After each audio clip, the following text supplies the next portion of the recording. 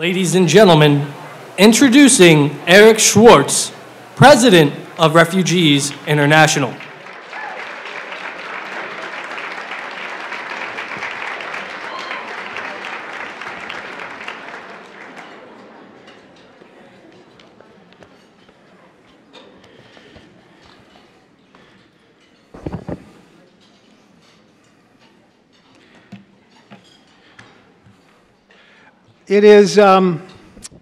It's my distinct pleasure to welcome you to the Refugees International Advocacy Awards dinner as we celebrate the 43rd anniversary of our organization. And as we come to celebrate this evening, it seems particularly fitting that an organization with our mandate and our mission acknowledges that the land on which we're gathered today is the traditional territory of the Nacotchtank, the Anacostan, and the Piscataway people. I first want to thank the Refugees International Board of Directors. I want to thank our board emeritus, our advisory council, and our other friends and supporters. It's really a delight to see so many of you, especially after far too much time without gatherings together and gatherings in person.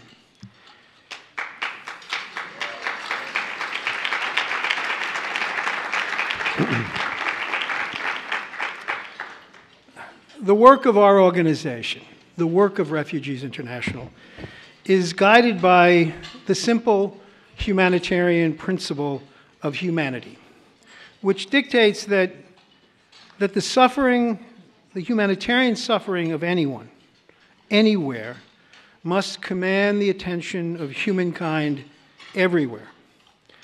And we believe that those affected by oppression, by conflict, by disaster born from natural hazards, whether that's in Burma, Ethiopia, Ukraine, Afghanistan, or at the southern border of the United States. Each and every one is entitled to human rights and to justice and to our solidarity and our support as they themselves demand these entitlements. Our staff travel to some of the world's most severe humanitarian crises to investigate the challenges that displaced people face. We then seek to promote policy solutions and to demand action. And we seek to do so in collaboration with those in affected countries, whether they are LGBTQ+ refugee rights activists in Central America, whether they are Rohingya activists in Bangladesh and around the world, or whether they are resettled refugees right here in the United States. Refugees International does not accept government or UN funding, enabling our advocacy to be unfettered. But this means that the generosity of people like you here tonight, powers our work. And we are enormously grateful to you for your partnership. As many of you know, I am approaching my own departure from this wonderful organization later this year. And my decision to move on was among the most difficult in my professional life. But I made it with an awareness, with a comfort, that my tenure at RI, and for that matter, the tenure of any president, is one of a steward, entrusted with the responsibility to guide and strengthen the institution for a limited period of time. And indeed, we have become a more vibrant, more visible, more effective organization over the past several years, due to the efforts of our dedicated and extraordinary staff, and with the strong support of our board of directors. We've dramatically expanded the pace and the breadth of our reporting and our advocacy by embarking on important initiatives focused on the U.S. border and asylum, the U.S.-Mexican border and asylum, on the Venezuelan exodus, and forced migration in the Americas, on host country support for refugees around the world, and on climate and international migration policy, among other critical concerns. And the COVID pandemic hasn't diminished our efforts. In fact, initial limitations on our travel, which we've now lifted, spurred us to strengthen partnerships with local groups in affected countries, as well as with refugee-led organizations around the world. And with respect to the subject of tonight's event, we've been working tirelessly to identify solutions and call on world leaders and governments to act swiftly to meet humanitarian needs of Afghans. We've pressed Congress to enact legislation that creates pathways to permanent citizenship for Afghan refugees. We've called for U.S. aid and international assistance to countries that are offering refuge to Afghan families. Worked to shine a light on the humanitarian needs of those who remain in Afghanistan, and called for Afghan civil society leaders to have a seat at the policy table. And that's what's led us here today, this evening, to honor 3 extraordinary women who have shown enduring commitments to the human rights of and humanitarian action for the people of Afghanistan. Former U.S. Secretary of State Hillary Rodham Clinton, Afghan journalist and women's rights activist Rashaan Michal, and Kabul-based women's rights activist Mahbouba Siraj.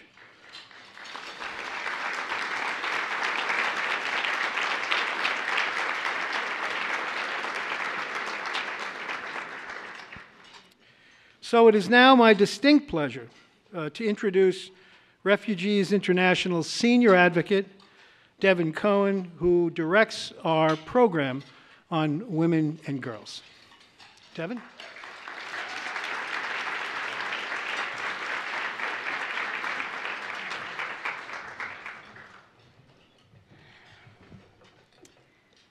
Good evening, everyone. My name is Devin Cohn, and I am the Senior Advocate for Women and Girls at Refugees International. As Eric noted, I lead our Women and Girls program, which ensures that we look at crises around the world with an understanding of how gender affects people's experiences. Women and girls experience conflict and displacement differently than men and boys.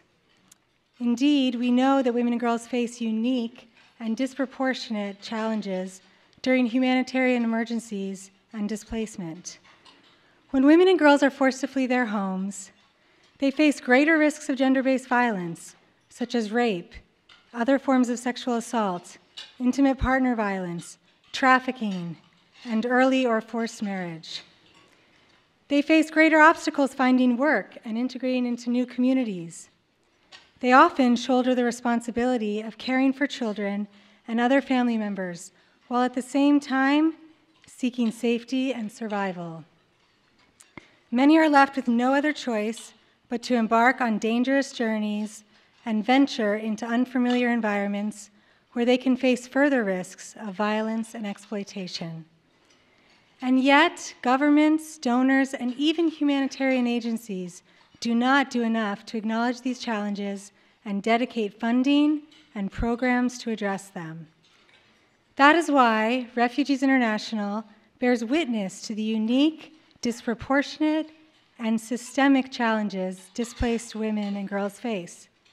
To address these challenges, we advocate for holistic programming that recognizes that women and girls are strong, resilient, and know best what they need during times of crisis. My job is to listen to displaced women, learn from them, and ensure that policymakers make decisions based on their needs, and perhaps more importantly, based on their capabilities. Indeed, Refugees International advocates for displaced women and girls to be decision makers themselves in the very policy discussions that affect them. Through my work, I get to meet some extraordinary women. Rashaan Michal is one of them. It is my honor to introduce her today. Mashall is a journalist and women's rights activist from Kabul, Afghanistan. For more than a decade, she has worked to advance women's access to education and political participation by serving as a teacher, a journalist, and a member of the Afghan Women's Network, of which she is now deputy director. Mashall and her family evacuated Afghanistan last fall. She is now continuing her work with the Afghan Women's Network here in the United States, and as a visiting scholar and fellow at the University of Texas at Arlington, thanks to the Texas International Education Consortium, which helped give a new academic home to Mashall and 10 other high-risk Afghan evacuees in universities across Texas. Rashaan Michal, feel free to come up. It is an honor to present you with our award. Oh, please.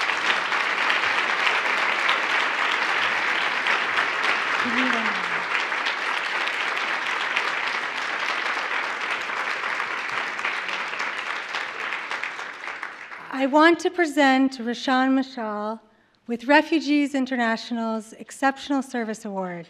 This is for your unwavering dedication to advancing human rights and educational opportunities for women in Afghanistan.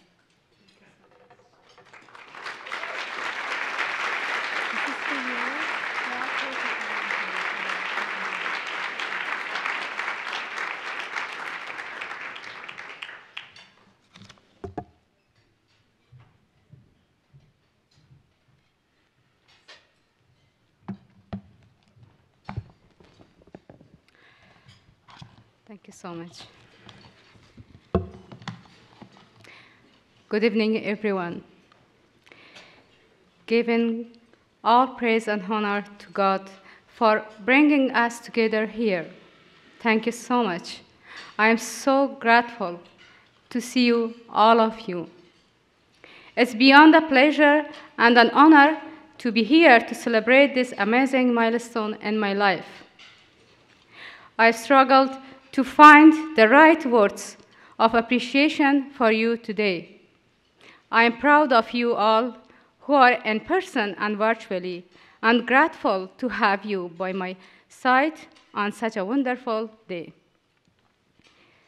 My most significant appreciation and thanks to the Refugee International leadership and those involved in these great initiatives who considered me worthy of this outstanding and valuable award.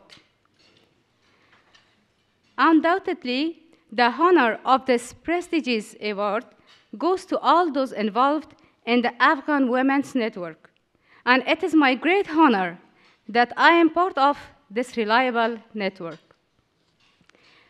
I want to express my congratulations to Mrs. Hillary Clinton for this valuable award, and I thank her for her lifetime support and solidarity with women in Afghanistan. As well as many congratulations to Mrs. Mahbouba Saraj, who is a leader of women's movement in Afghanistan. I am overwhelmed by this recognition and touched the efforts of my teammates, and I have been seen and acknowledged, particularly as we continue to face some of the most challenging situations of our lives. We breathe again while broken, seeing destroyed all the achievements we have made with countless sacrifices.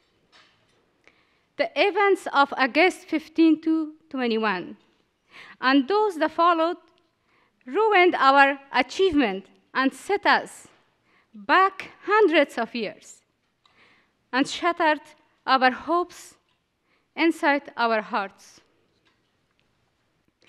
Despite this pain, we know that we are the lucky ones. I appreciate all individuals and organizations who stood with us and supported us in the most challenging time. Without you all, I would not be here today. Thank you from my heart. Though we feel we were able to get up and walk, but millions of people, including women and girls, are being held hostage in Afghanistan with no way out, living in their own country like an open prison. Women and girls in Afghanistan are experiencing the worst, and we outside of Afghanistan feel it with our flesh, blood, and bones. My voice is the tired voice of our mothers, our sisters, and our daughters in Afghanistan. We are tired of war. We are tired of inequality. We are tired of political and social injustices we have been dealing with for many years.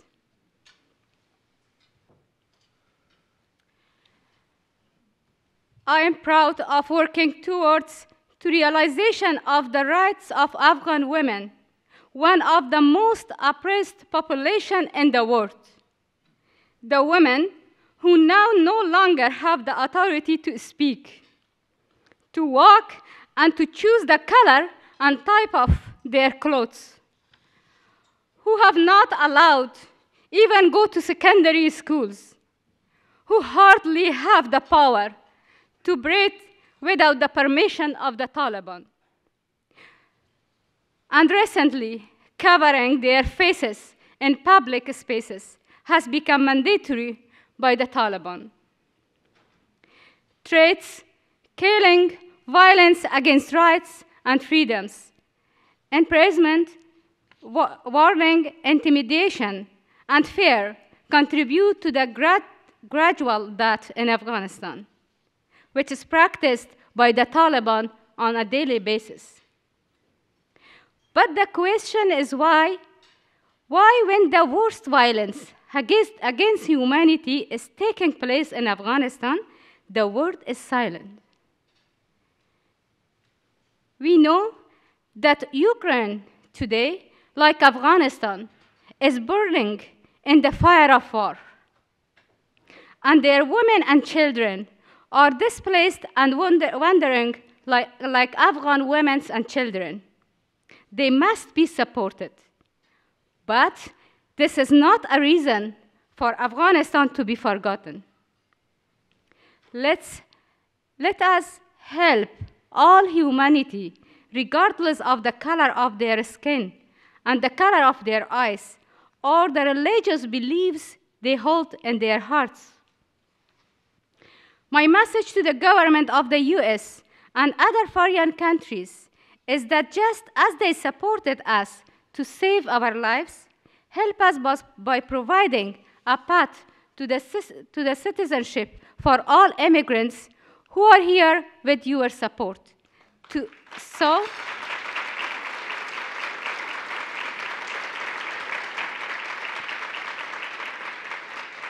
that we can offer better services and support for the millions of oppressed women in Afghanistan and elsewhere in the world. We are committed and confident that we can be ambassadors of change and help you achieve your goals of upholding human dignity and women's rights.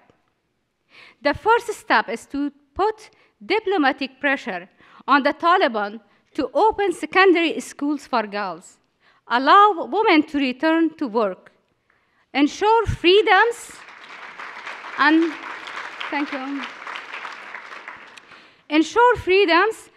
provide protection and security for all. We are looking for your support for girls' education.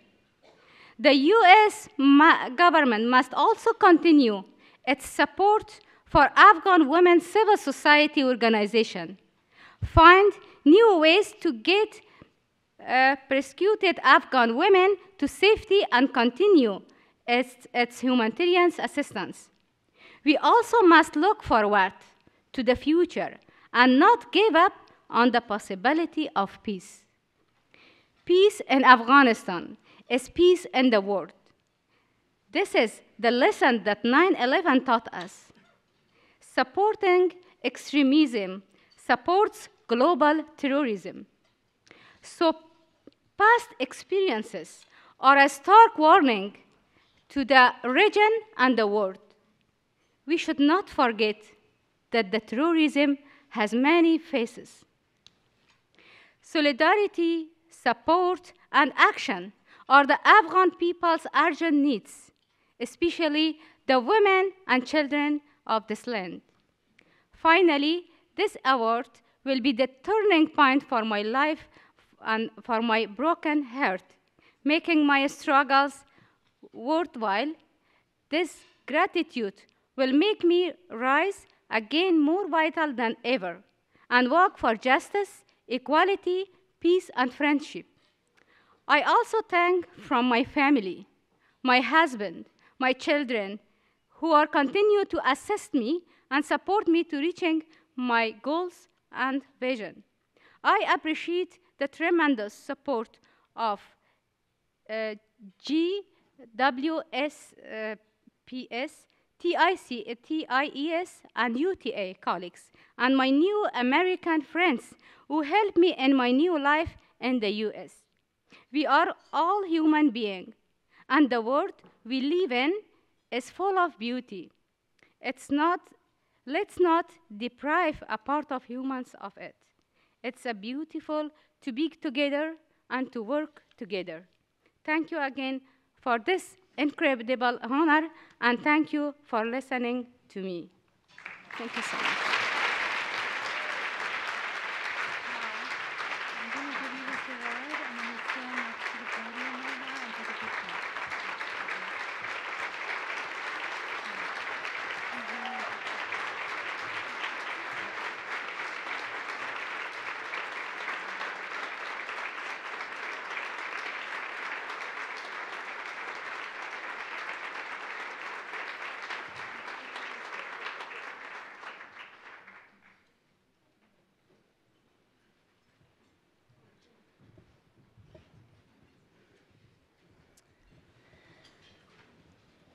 Thank you, Mashall, for your incredible work and your very powerful words.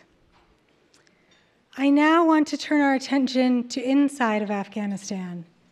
As Mashall said, some women have escaped, but most Afghan women remain in Afghanistan and are living under a regime that is stripping away their fundamental human rights day by day. Mahbouba Siraj is there. She is witnessing these human rights violations, living through the collapse of the economy, and working to protect women and girls survivors of violence who have nowhere else to go in today's Afghanistan. Indeed, she is quite literally saving the lives of Afghan women and girls. Mahbouba Siraj has a long history of supporting, protecting, and uplifting fellow Afghan women. She is a longtime women's rights activist and a leader in the women's rights movement in Afghanistan. In 2003, after 26 years in exile, Mahbouba returned to Afghanistan to work on behalf of women and girls in the country.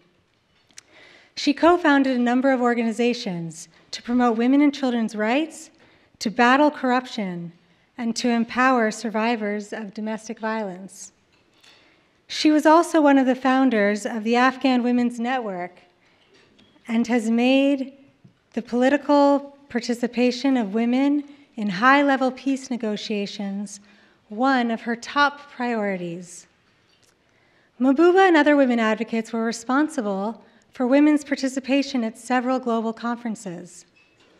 And these conferences were about the future of Afghanistan and happened over the last 2 decades.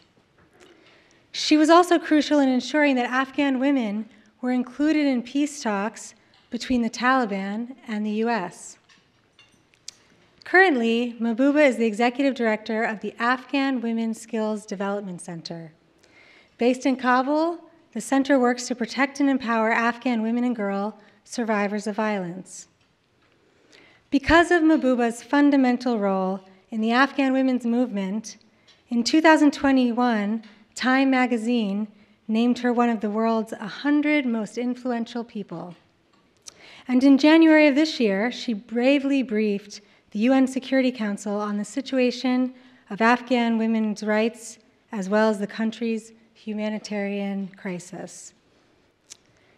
It is an honor to present Mahbouba Siraj with Refugees International's Exceptional Service Award for her lifelong dedication to ensuring that Afghan women and girls have rights, have protection, have opportunities, and have a voice.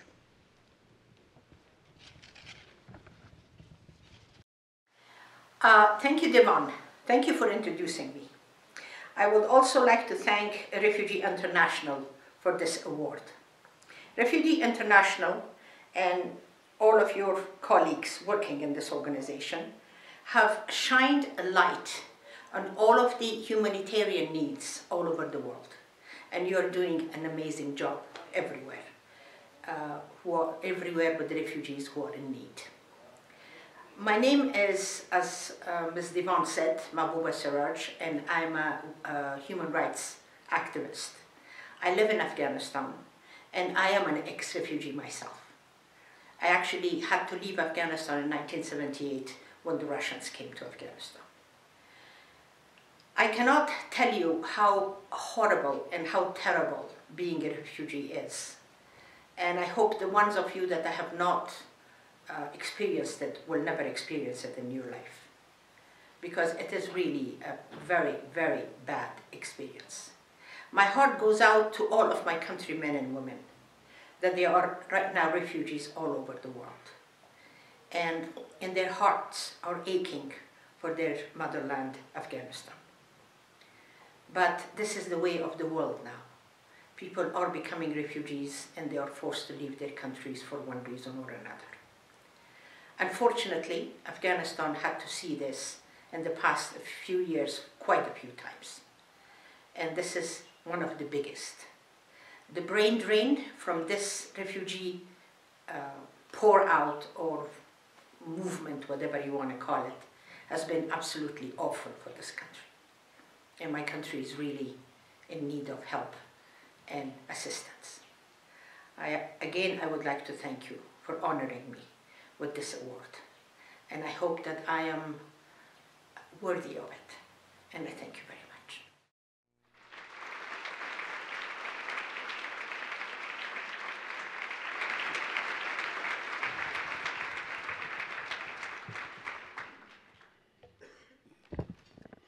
Hello, everyone.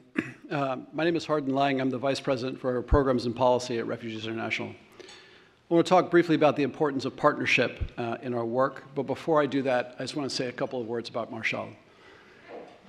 Throughout August, when the Taliban were rising and at the gates of Kabul, and the world was falling apart, she stayed for weeks working in Kabul, organizing around the country opportunities for women leaders to make their way to Kabul and then try to make their way to safety. She was then forced to evacuate at certain parts of the effort and then turned around and continued doing that work remotely without missing a beat, but from the United States. Mashall, your strength takes my breath away. Thank you for everything you've done.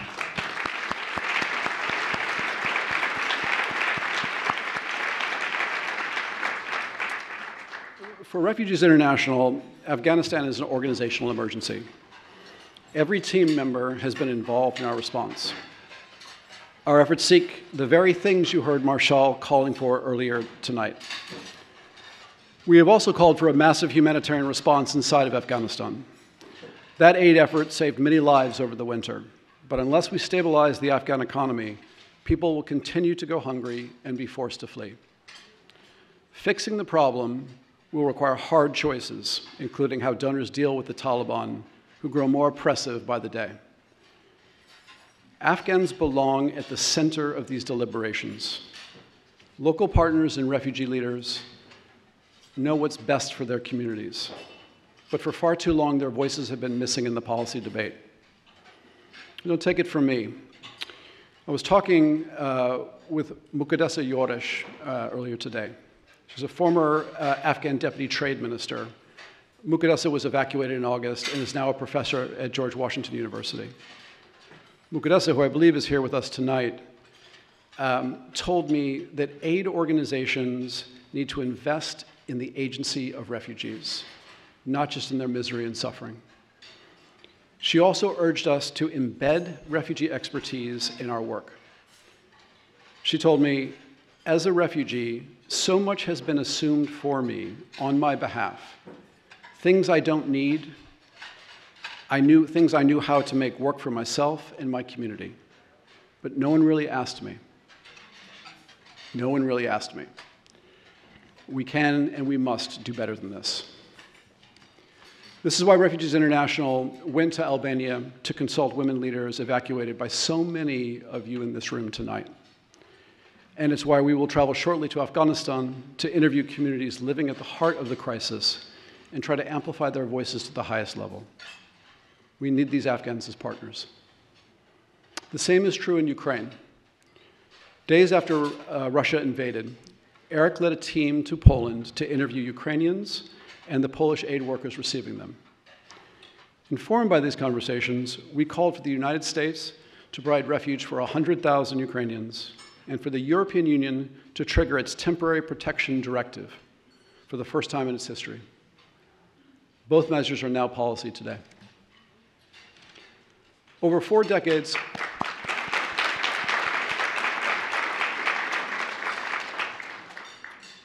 For over 4 decades, Refugees International teams have crisscrossed the globe, covering hundreds of humanitarian crises. Our job has been to focus policymakers and public attention on the rights and the needs of the forcibly displaced.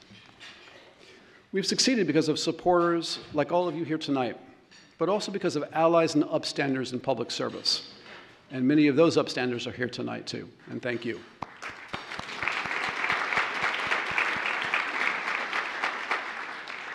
But in a changing world, our job continues to evolve. We need to focus on shifting power towards local partners and those who are closest to the crisis. We need to make refugee participation in policy setting a norm. And that's why we have formed a task force with Syrian relief groups in northwest Syria and partnered with Haitian Bridge Alliance to advocate for Black asylum seekers at the US southern border. And that's why the Refugee Advocacy Lab, housed at RI, is investing so deeply with our partners in refugee leaders here at home. The bottom line is that you can only change what you know. To solve refugee crises, we must be guided by leaders like Mashall and Mahbuba and ensure that they have a seat at the policy table. Refugees International will be an engine for this change, but we need your support to do this. Our work is fueled by passion, but also by the contributions of supporters like you. I recognize that I now stand in a dangerous place between you and dinner. But before I close out, I just wanted to say, on behalf of all the staff at Refugees International, I just wanted to thank Eric Schwartz for 5 extraordinary years of commitment to this organization. We are a stronger organization. We are a bigger organization. We are a more effective organization for what you gave us. Thank you.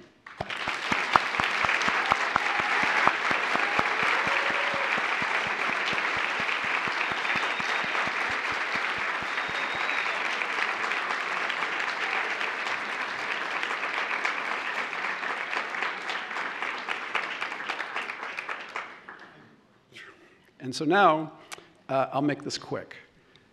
Let's all take our phones out, and you can text to give right now to support the advocacy that we do.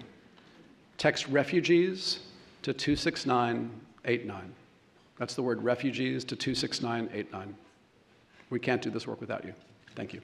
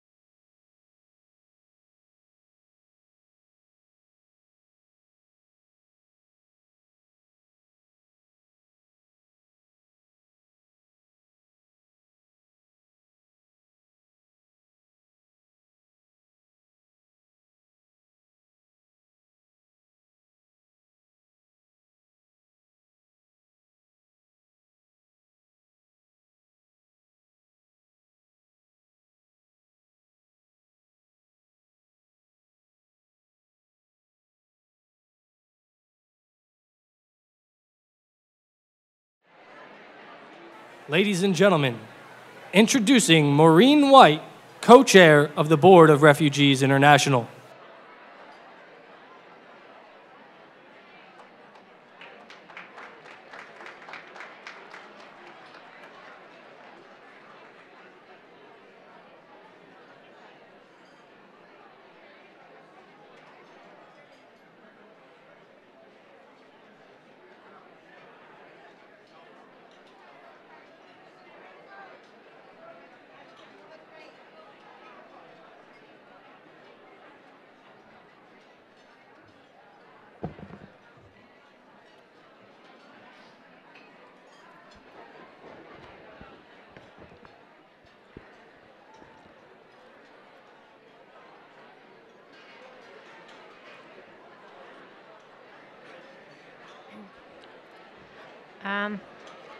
Good evening, everyone.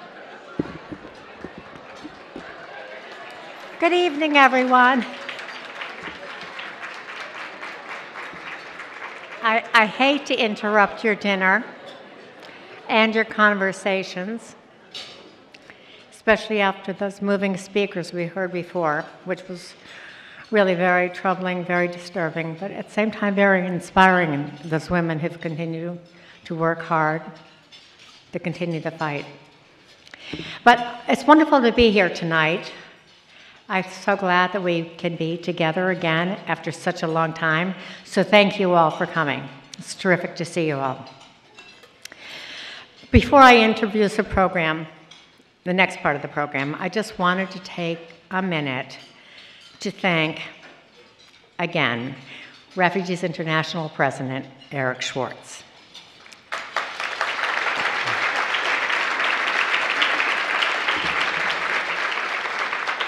His leadership over the last 5 years has really helped to transform the organization. Not only the organization, but he's transformed what we do and how we think about displaced populations around the world. As all of you now know, because other speakers have mentioned it, Eric will be leaving Refugees International and going back to the University of Minnesota. But he's leaving Refugees International stronger and better because of his work, his dedication, and his commitment to the rights of displaced people around the world. This is a great loss for RI, for the staff, and for the friends of RI. And I have to say, it's personally, for me, a great loss. I have such respect for Eric, and I have so loved working for him. So again, can I ask you all to acknowledge Eric?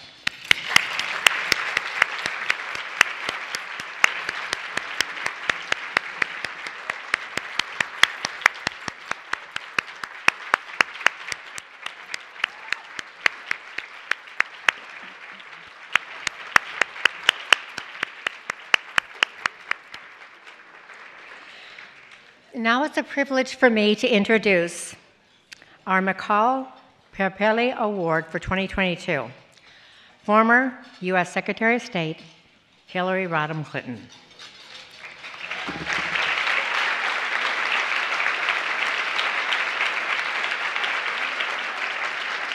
You know, it is said that there's no limit to the amount of good you can do if you don't care who gets the credit. During our nearly 30 years of friendship, I have seen Hillary Clinton in public and just as frequently in private, doing the hard work, doing the right thing, whether anybody was watching or not. And with Afghan women, I've heard so much about her efforts.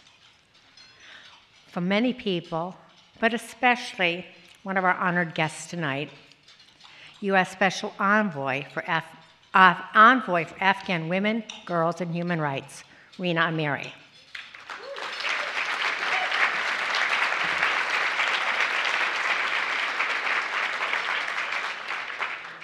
When I was talking to Rina frequently during those very troubling months, she would often say to me what Hillary was doing, about the calls which she would make, about the advice she would give, by the strategies she would offer, and by the comfort and support she would give to people who are struggling. So, Secretary Clinton, tonight we want to acknowledge the heroic work that you did to help so many women, to protect them, to support them, and to lead them in a better path. The women of Afghanistan and all Americans are grateful for what you did. Thank you.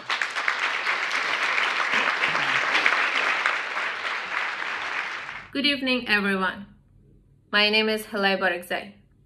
Today, I'm honored to present the Refugee International Michal Peer Poly Award to former U.S. Secretary of State Hillary Rodham Clinton. Although not many people know this, Secretary Clinton, together with a group of fearless women called White Scarfs, they fundraised and chartered planes to evacuate women in Afghanistan who have been targeted for their leadership and activism after the fall of Afghanistan to the Taliban last fall. I know this because my own life was in danger and I had to be evacuated. I had this chance to leave Afghanistan on August 26. Staying in Afghanistan means losing my life.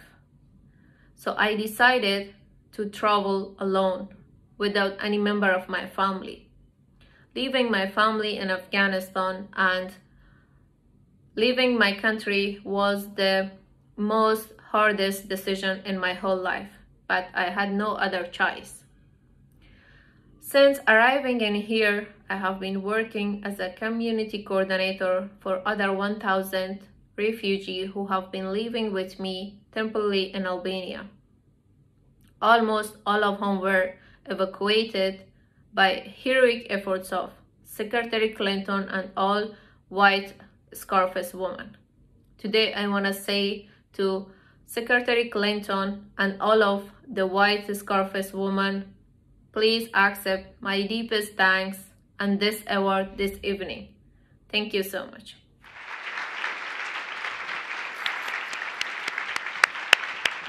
It is now my great pleasure to welcome Secretary Clinton to the stage.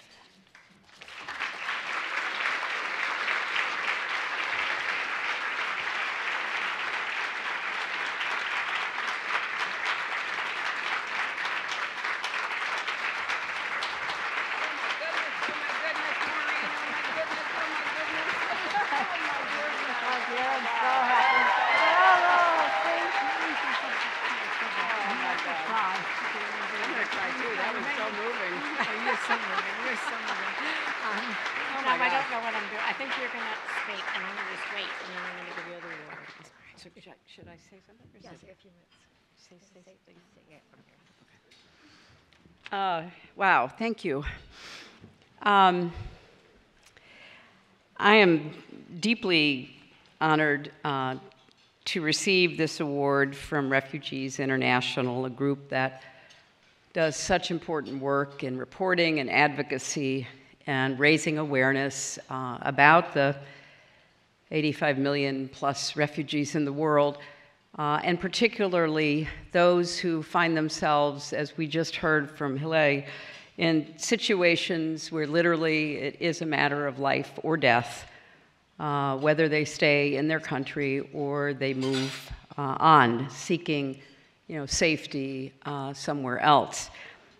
I really am looking forward to the conversation I'm going to have with Eric in a few minutes, and talking about a variety of things, including the work I did with so many other extraordinary people to help Afghan women and families evacuate from Afghanistan starting back in August. But I want to just say a special word of personal thanks to Maureen.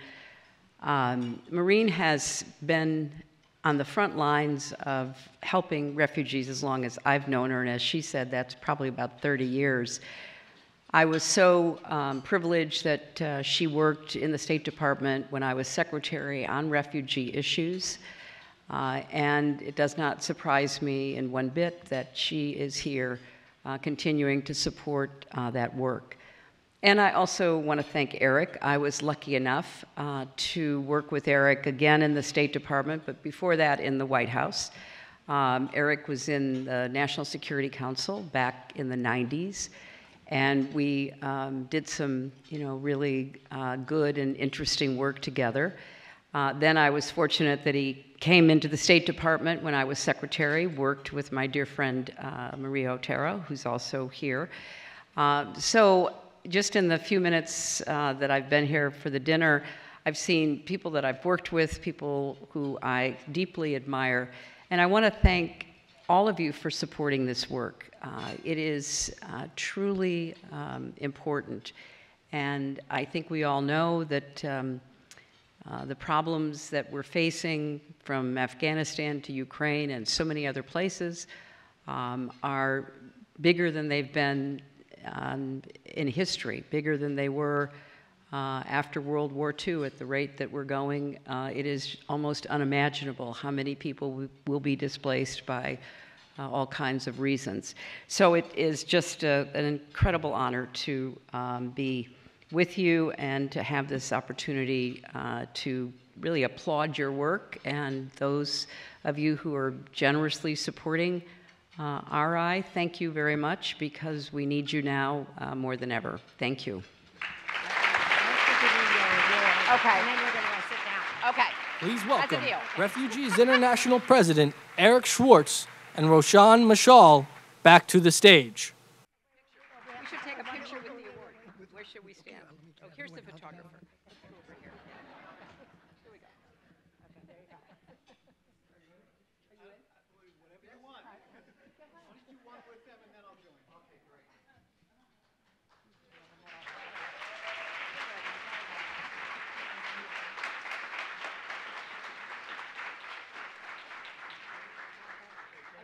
I like that award.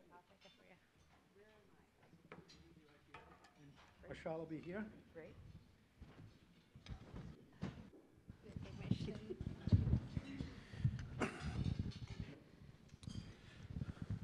So we have about 20 minutes for a conversation, and I think the first question I'd like to ask of Secretary Clinton, and it's really about rescue. We've got a number of people in the audience here from HIAS, Mark Hetfield, from the IRC, and other who understand that rescue and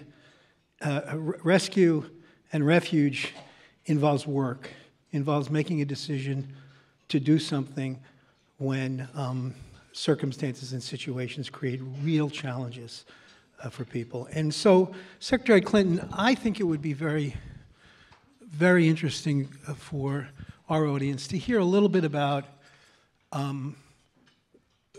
the effort, about what it entailed, and what you can share with us with respect to the rescue effort in which you were engaged. Well, thanks very much, Eric. I think I, along with others, were quite concerned starting in late spring, early summer of last year about what would happen to the Afghans, in my case particularly Afghan women, who didn't fit into any of the categories that the United States government would be evacuating. They didn't work for the embassy, they weren't US citizens, they weren't in any of the special visa categories. Yet these were people who had been our staunchest allies and supporters in their belief in the future of Afghanistan in a democracy that functioned on behalf of all the people, that gave opportunities and rights to women. And I began speaking with a number of interested partners to see if we could get prepared to figure out how we would help if the worst came to pass, which I confess I thought it would.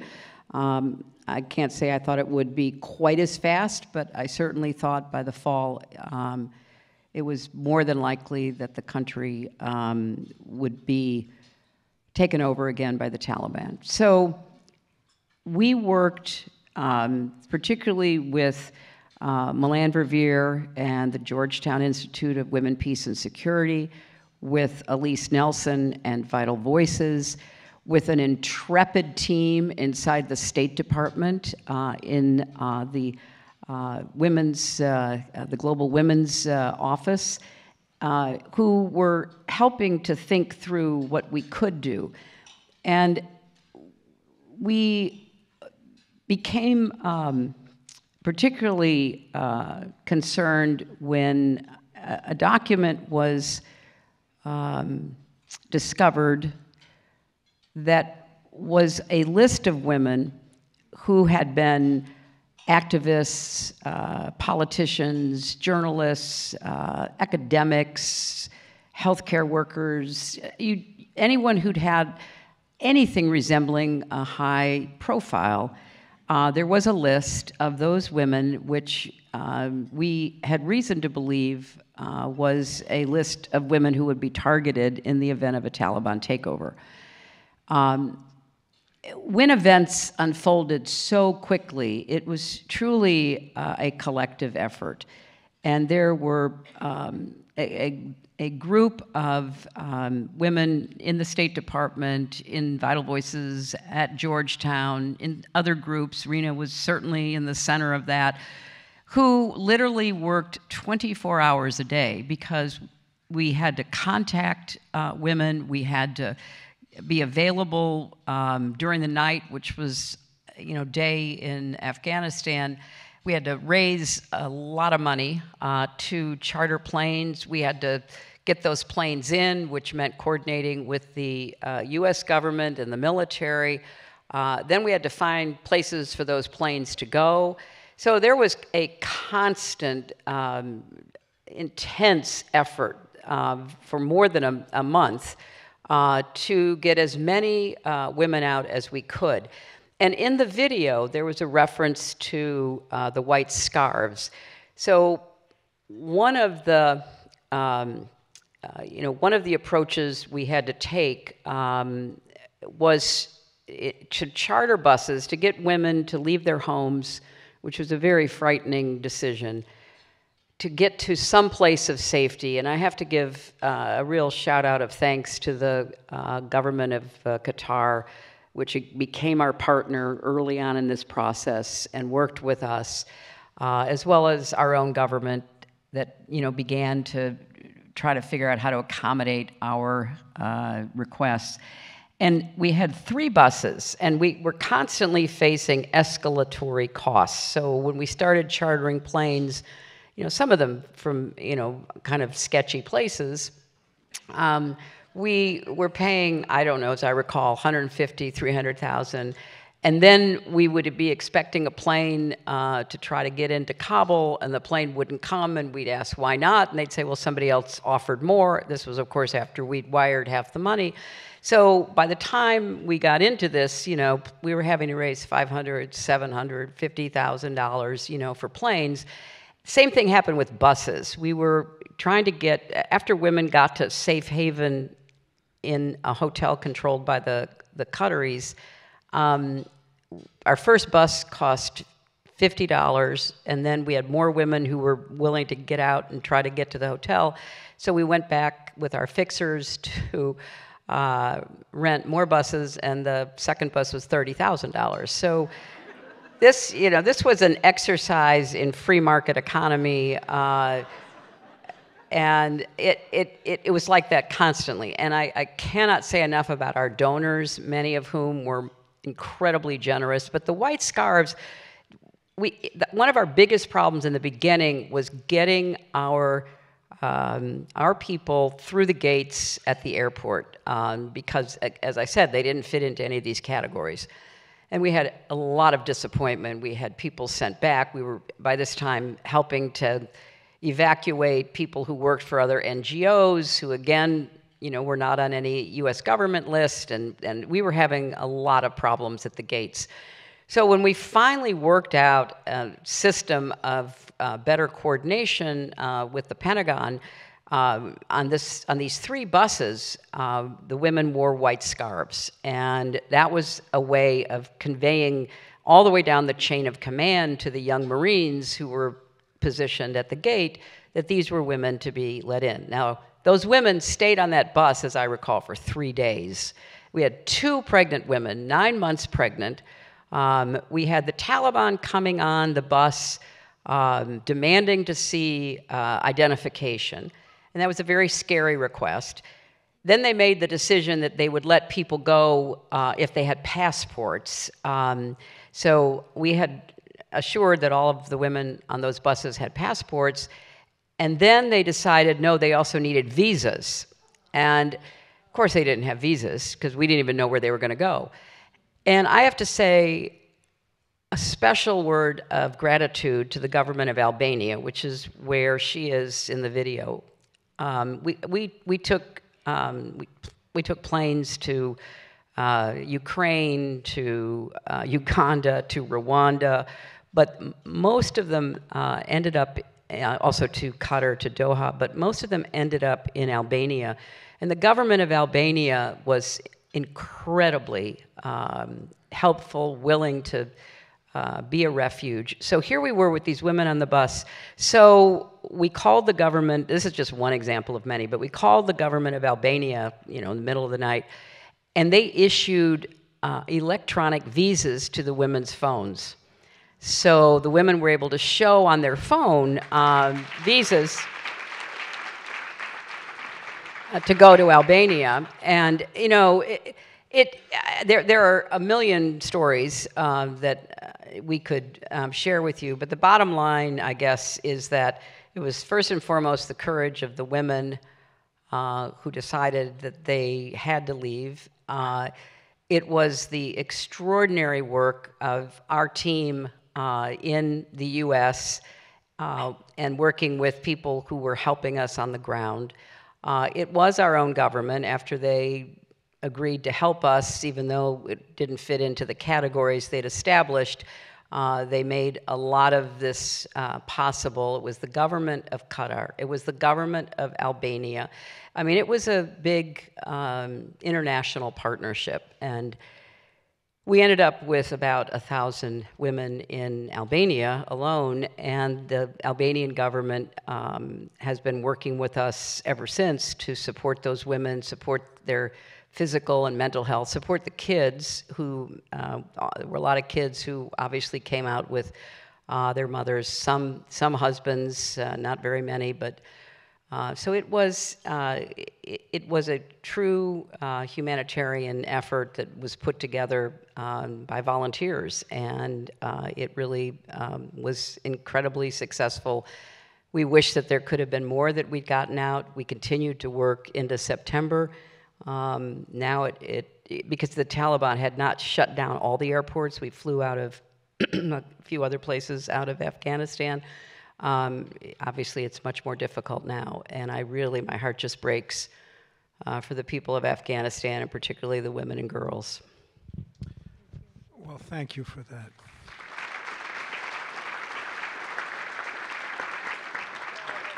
And it obviously, so many questions emerged from those comments, but we only have a few minutes, so I do want to turn to Mashall and before we go back to Secretary Clinton, and ask you about your work in Afghanistan, but also your work here now that you've arrived. Thank you so much. I want to say briefly about my work because of the time. I worked since 1996. That was the first round of the Taliban government, that they bonded the schools for girls, and they ignored women from all walks of their life. So I started from the teaching the girls and hidden classes in my home. And after that, I immigrated to Pakistan, and there also I taught the girls in refugee schools. After that, came back to Afghanistan, and I continued my work in media And after that, it was my goal and my vision to work for women. And when I knew about the Afghan Women's Network, I said that this network could be a good platform for my aim and vision. So I joined AWN in 2010. And my first position was in AWN, a volunteer, because I didn't think about the salary or position or some things, but I want to work for women because I'm a woman. So I started by volunteer in Afghan Women's Network. After that, I was a networking manager. This position was very enjoyable for me. Either that it was very hard because all the connection with the members, with the women, with the all stakeholders was a responsibility for a networking manager. But it was very enjoyable for me because when I solved a small problem of women or I connected women with the right person, I have enjoyed too much. And it made me very happy. After that, I worked as a advocacy manager and also deputy director. So in Afghanistan, briefly, I was part of the hundreds of programs that it was for mobilizing of women, for advocacy, networking, and also empowerment of women. And we had work in three main areas of the women that it was women, peace and security, social and legal protection, and also for political participation and leadership of women. After that we evacuated from Afghanistan, I never forget the 15th of August that I was in office with my colleagues, and it was a very dark day for my life in Afghanistan. When I left the office, I just cried that I said I never will see the office again after 1 decade. After that, when I evacuated to US, me and my colleagues, Ms. Akrami, that I'm honored that she is here, and she is executive director of Afghan Women's Network. And there is Bilqis Ahmadi, Palwasha Hassan, and our friends from US, Olivia, and also Tanya, Teresa, and other my friends that we connected with, we had connection with them. However, we were in the camp, and it was very hard time for us, but we didn't cut our relation and connection with women in Afghanistan because we know that we are, at least we are safe, but there in the back of us in the country, the woman needs to have some support or some cooperation from us. So because of that, as Mrs. Clarison said, that in Afghanistan, the difference of time between Afghanistan and US, it's more than 10 years. And the day and night is, we should work for them. We just sit in one bed, in the camp, and just we are coordinating, we are talking with women in Afghanistan, asking from them because they accepting from us to hear their voice and answer their all question and everything. So we work on that as well, and I am happy that from this big and very, very great decision from the Secretary of Clinton and other colleagues from Vitalize, MENA List, and also USIP, every other organization, I was, and we was, and from Afghan Women's Network, all colleagues, we were a small part of this decision and cooperation. And also during these months, everyone says the refugee life is full of problems. Especially, I have seen so many things that if you hear from my story, everyone is different, my history in US, from everyone. But the thing was very important for me, it was for Afghanistan working. And I conducted a social media campaign by myself under the name of the Time to Say No.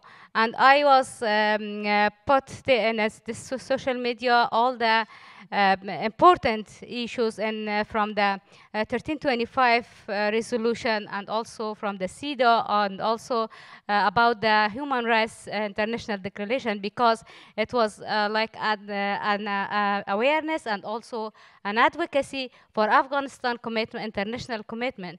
And also beside of that, we were connected with the Afghan Women's Network members, secretary, and also all the women from inside to Afghanistan. And beside of that, I'm honored with the cooperation and support of the Washington Institute for Peace and Security.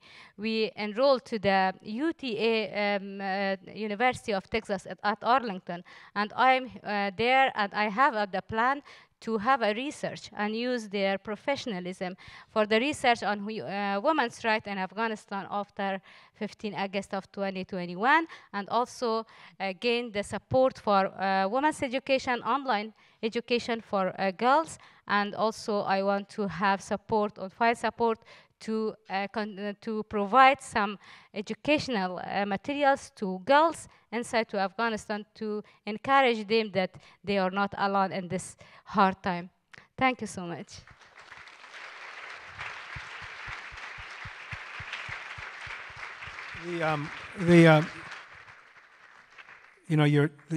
This discussion, you multiply your activities by the number of women who have arrived here, and I'm reminded of the Argentine exodus as well, and the fact that Afghanistan's loss is going to be our gain, no question about that.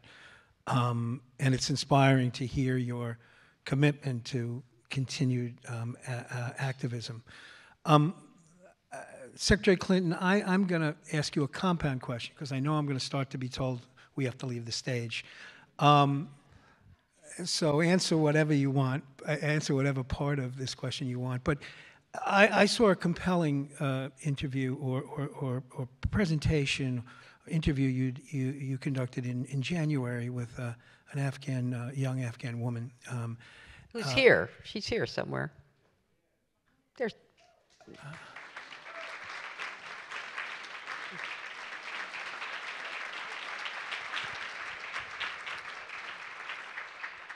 You expressed the hope that despite what was happening in Afghanistan, that there may be ways to influence the Taliban. And since that conversation that you had in March, the Taliban announced dramatic restrictions on girls' education. And several days ago, they announced more dramatic restrictions. And so I guess my question is, what for those who want to influence the behavior of the Taliban, what are the prospects and what are the strategies? And then I guess the next question I would ask is, what does the United States of America, the government of the United States of America, owe to the people of Afghanistan at this point? Two easy questions. Well, it was compound, so I don't have to answer all of that. And I do want to thank you for the Afghan Women's Network. It's been incredible. I am trying to figure out how to answer those questions, putting myself in the position of people, and there's a lot of people in this room who've been in positions of government. Brian Atwood, who was at USAID during the 90s, many others of you, I'm sure, are also trying to think, well, what would we do? How could we figure out, is there a way to influence the Taliban? Is there a way to alleviate the terrible suffering that so many of the people of Afghanistan are enduring right now? I don't know the answer, because it appears to me that the Taliban is somewhat at a loss about how to govern Afghanistan. They don't know how to govern. They know how to fight, but they don't know how to govern. And it's been my observation over a long number of years that when an insurgency gains power, if it doesn't have leadership that knows how to govern, it doubles down on what it does know how to do. And what it knows how to do is to fight, to oppress, to blame others for their problems, and in the case of the Taliban in particular, to try to exert maximum control over women. I think there is likely to be a great deal of internal fighting within Afghanistan among not only factions of the Taliban, but ISIS and others who are going to be seeking a foothold there. You're going to have a lot of other countries, certainly led by Pakistan, but that's not the only one. You've got China, you've got Russia, you've got India, you've got other countries that are going to be looking to bring influence because they want either control of certain territory, particularly border territory, or they want access to minerals and other assets that Afghanistan has. So right now, I don't think the United States has much of a role to play until we have a better idea of how you actually influence them. You know, there's a big debate about how do we provide aid to Afghanistan to alleviate, you know, hunger and malnutrition and starvation and economic, you know, terrible conditions across the country. I don't know how you do that. There are still groups, NGOs and others, who are operating in Afghanistan. There are still some countries that are doing things, like Qatar and Turkey are running the airport. So there are people and governments that we can gather information from to try to make an informed decision. But I don't know, you know, the Taliban hasn't kept any of the promises they made. They signed a ridiculous agreement with the Trump administration that was a charade from start to finish, and they haven't done anything to implement anything in it. So I don't know how you get a grip on that. So if I would assume, and certainly I would hope, that our government is doing as much as it can to pick up whatever intelligence is available, to try to create some channels, private back channels, to talk to other governments that are also trying to figure out what to do. But it's a very unsettled situation, Eric. And I just recently read that there have been clashes along the border between Taliban and/or ISIS and Pakistan and Pakistani Taliban. So this is still a very unsettled, you know, environment. Yeah, and I think the implications for organizations like ours and organizations like many that are represented in the audience is that we have to push for pathways for permanent residence for Afghans in the United States, protection in countries that border Afghanistan, because those humanitarian imperatives remain, as well as a focus on the internal humanitarian situation within Afghanistan, which has also got to be our focus. I know we're getting on 20 minutes, but nobody has given me any signals, so I'm just going to keep on talking, and I do want, you know, I think we can, and so when why am I not surprised? When a member of my team comes up on the stage, I'll know we have to slow down. But I'm inspired, Mashall, by your comments and by the work of the Afghan Women's Network and the work of organizations, you know, like White Scarves, Vital Voices, the Georgetown, Milan's group. So I think we could, if we're ending this conversation, I don't think we're going to go on all evening. You know, you mentioned Security Council Resolution 1325, Women, Peace, and Security, and I think that I would enjoy hearing from Secretary Clinton about her perspectives of the trajectory, maybe from, you know, the Beijing speech on women's rights or human rights, the trajectory of those sets of events to Security Council Resolution 1325, and the good news that trajectory represents. And Secretary Clinton, I've heard you talk about this, so I want to invite you to talk about it again, if you would, and then I'd welcome, Mashall, your comments as well. Well, I think it is absolutely fair to say that there has been significant progress in a number of areas on behalf of women's rights, opportunities, and full participation in their societies since the 1995 Beijing conference.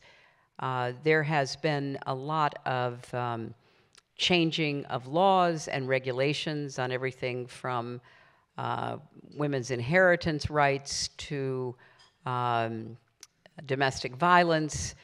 More girls are in school. More girls are going on to secondary education. Maternal mortality has been down. Infant mortality has gone down. One of the great success stories, sadly, in the 20 years since the first fall of the Taliban was the dramatic decrease in infant and maternal mortality in Afghanistan. So many women and babies were saved, and we can't express how sad we are that is likely to be reversed. So you can look at all kinds of indicators about the progress that has been made. However, it's also fair to say that the number of conflicts that have disproportionately affected women and children have increased dramatically. I met a gentleman from Republic of Congo here tonight. 5 million people died in the ongoing conflict in Congo. We've had lots of displacements through climate change. By that I mean drought, loss of pasture land, loss of effective harvest. So we've had a lot of adverse circumstances affecting people, but in particularly they fall heavily on women and children. And then along came a couple of developments that are troubling. One, the rise of autocracy, and there just seems to be an inevitable connection of autocracy and oppression of women. Again, I think it's because a lot of these guys don't know what else to do. So when in doubt, dominate a woman, I guess. And so you've seen a rise of autocracy and a tightening of control over women, loss of agency, opportunity. That has certainly been a trend. We've seen a very unfortunate backlash in countries like our own about women's rights and all the gains that have been achieved for women to be full and equal citizens over the last 50 plus years. And we have also, sadly, I think, with the pandemic, seen a disproportionate impact on family income and community vibrancy. We've seen an increase in child marriages in Africa and places like Afghanistan in particular. So the overall picture was on a quite positive, was in a quite positive light, but I think it's important to look at some of the changes and the backlash that has occurred that I think is something people need to pay close attention to.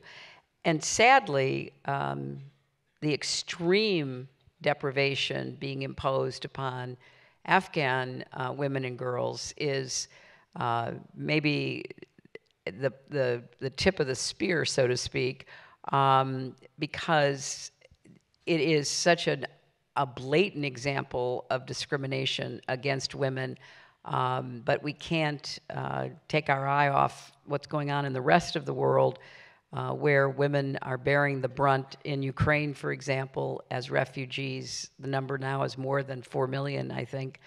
So there's a lot of positive but also worrying signs. And, you know, my late great friend Madeleine Albright had a wonderful response when people would ask her how she'd characterize herself, and she'd say, "I'm an optimist who worries a lot."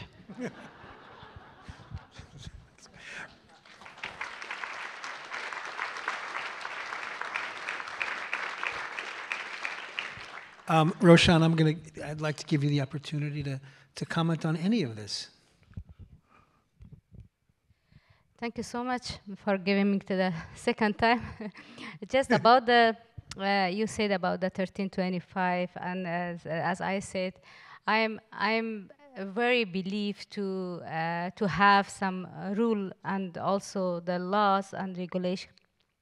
1325 resolution, the Security Council, it's the best advocacy tools for women and girls in the conflict zone, because it granted their participation that it is needed right now so much, that it's granted the participation of women in leadership and political, social, especially when we are saying that in Afghanistan we should have a participatory and inclusive government.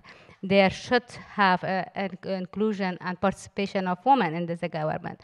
And with the implementation and with the commitment of the Afghanistan and the implementation of the 1325 resolution, it could be applicable. And also about the protection of women. As you know, the women in Afghanistan are facing too many violence, from domestic violence to political violence, as we have seen in every time. And also the recovery on the fourth pillar of this 1325, it is granting all the needs of Afghan women. So why I had this campaign, it was because to have the Taliban attention about the Afghanistan international commitment, because it's very important, and every country has a commitment for the resolution. We had so many progress on the implementation of the 1325 in the past, because we had a very good national action plan for that. So my message is that to every country, and especially UN, should have in consideration the 1325 resolution to implement in Afghanistan once again, and they talk about this resolution and Afghanistan commitment with Taliban as a diplomatic pressure on that. And also my last message is there is need to stand with Afghan women and girls, and continue your support and cooperation with the Afghan women. We know the changes from this situation that we are in Afghanistan. It is very hard, but it is not impossible. We can to bring changes with support, cooperation, and solidarity of the all international and national allies. Thank you so much.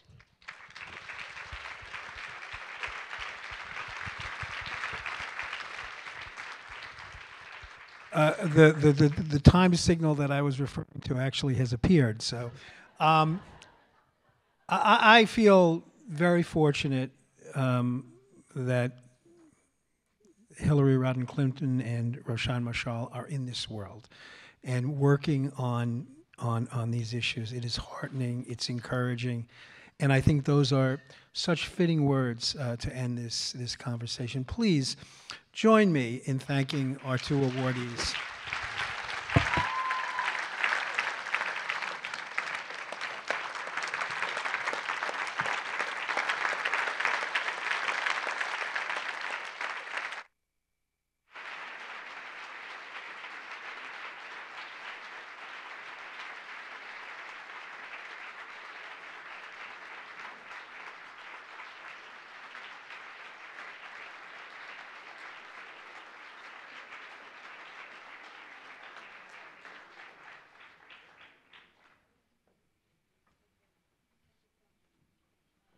To close out our evening, please welcome Refugees International Board Co-Chair, Jeffrey Tyndall.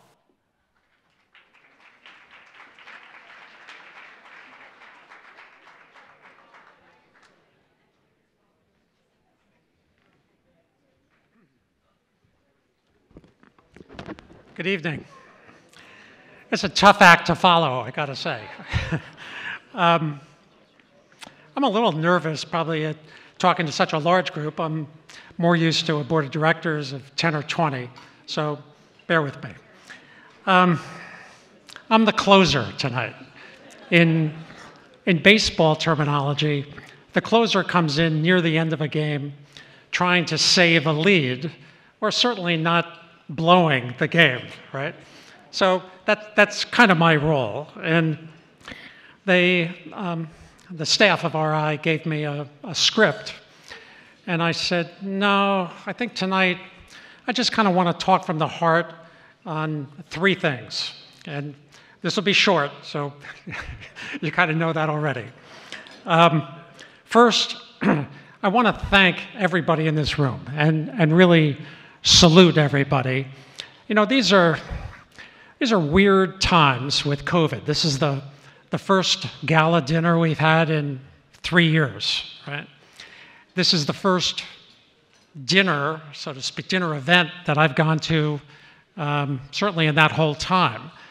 And, you know, I took the train today from New York. Most people are masked. You go into a CVS, everybody's masked. You go into a Starbucks, nobody's masked. You go to a grocery store, it's 20% or something. So, you know, that's why I salute everybody for coming out and for this cause of RI.